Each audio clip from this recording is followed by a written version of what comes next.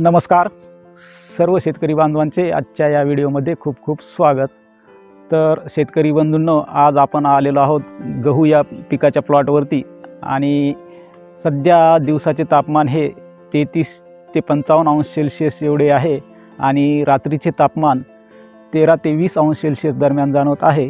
या वाढत्या तापमानामुळे आपले गहू पीक हे कोमेजून जात आहे। त्याकरिता शेतकऱ्यांनी घाबरून न जाता आपल्या पिकावरील उष्णतेचा परिणाम कमी करण्याकरिता स्प्रिंकलरद्वारे सिंचन करावे। जर वारा जोरदार असेल तर पाणी देण्याचे थांबवावे, अन्यथा आपले पीक पडून नुकसान होऊ शकते।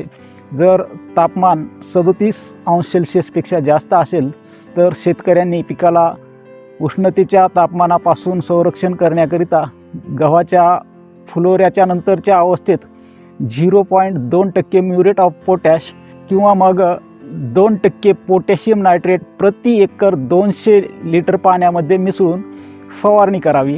जर पीक दाणे भरण्याच्या अवस्थेमध्ये असेल तर 2% युरिया 10 लिटर पाण्यामध्ये 200 ग्राम युरिया मिसळून फवारणी करावी।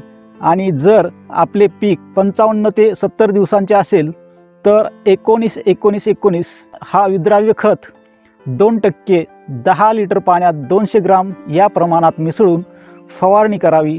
उष्णतेचा ताण कमी करण्यासाठी झाडांवरती आच्छादन लावले तर मातीचे तापमान हे नियंत्रित राहते आणि ओलावा टिकून राहण्यास मदत होते।